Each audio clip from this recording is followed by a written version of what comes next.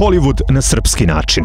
U Beogradu je svečano zatvoren 51. Međunarodni filmski festival Fest. Premijerno je te noći prikazan i film Apolon produkcije Usta puna zemlje. Crvenim tepihom prošetao je veliki broj domaćih javnih ličnosti, a među uglednim zvanicama našao se i direktor, ali i vlasnik Pink Media grupe Željko Mitrović.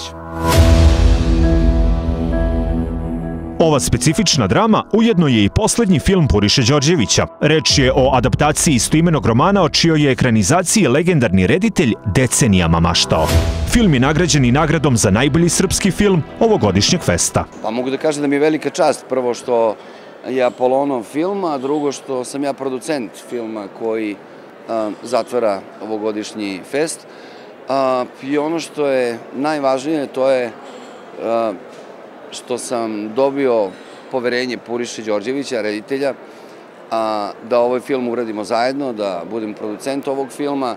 On je imao 92 godine i samo 15 dana posle finalne montaže koju je imao prilike da vidi, nažalost preminuo je, tako da je ovo njegov poslednji film, ali Puriša je svakako najveći srpski filmski reditelj, tako da velika nam je čast i zadovoljstvo to što upravo naš film zatvara ovogodišnji fest. Ali moram da kažem da je film urađen onako umetnički, festivalski, na vrlo jedan poseban način i Usta puna zemlje kao jedno od najvećih književnih dela, rekao bih u raznim enciklopedijama se nalazi na prvih 1000 pozicija književnih dela svih vremena, uključujući Homera, uključujući Bibliju, uključujući beskonačno veliki broj prepoznatljivih književnih dela.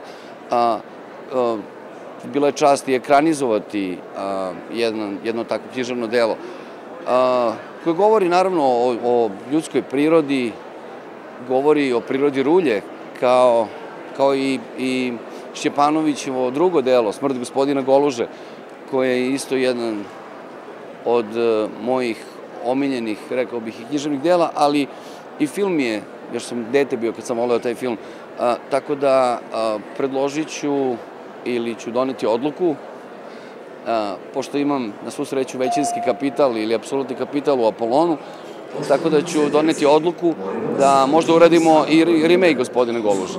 U svakom slučaju očekujem da publika razume jedan potpuno poseban rukopis za koji je Puriša Đorđević meni više puta rekao da ima baš želju da na taj način uradi ovaj film i bez obzira što je samo snimanje proteklo u nekakvim sinusnim oblicima, imao je svojih visokih tačaka pa padova, na kraju kada je pogledao ceo film rekao je ovo je film za Oskara, što je bilo na ponos i meni i celoj ekipi. Tako da, evo, vidjet ćemo večeras, a nadam se da će beogradskoj publici da se dopadne. Uloge su poverene sjajnoj glumačkoj postavi, a kroz lik glavnog junaka Marka, kog tumači Radivoje Bukvić, prikazana je priča o odrastanju i životu, o putu koji svaki čovek prolazi od rođenja do smrti.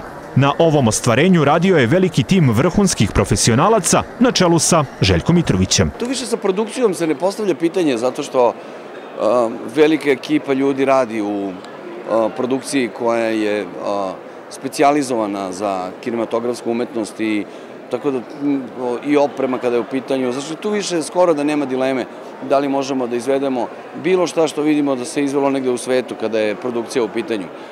Ali opet sam vibe filma, sam rukopis filma, rukopis reditelja, direktora svetla i naravno glumačka ekipa uvek naprave od nekakvog sadržaja dobar ili manje dobar film. Tako vidjet ćemo, ja očekujem da će ovo da bude film koji će sigurno biti dobro pozicioniran na nekoliko svetskih festivala, a s druge strane, mislim, previše komercijalnih projekata radimo.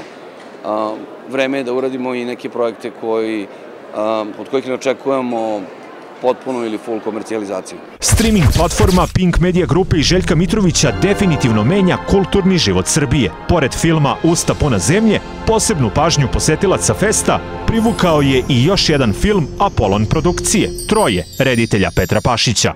Prvi lokalni servis za gledanje filmova i serija pokrenuo je i inicijativu za snimanje čak 52 filma godišnje. Svakako u lepezi onoga što ćemo mi uraditi kada je ovaj projekat 52 filma godišnje, to treba da kažemo, to nije 52 filma, to je 52 filma svake godine. To što nećemo stići da uradimo baš 52 za godinu, nego ćemo za godinu i po ili dve, u svakom slučaju obogatit ćemo srpsku kinematografiju, koja je danas kada saberemo sve i oduzmemo cijela srpska kinematografija sa sve partizanskim filmovima, ima recimo 600-700 filmova, u svakom slučaju ispod 1000.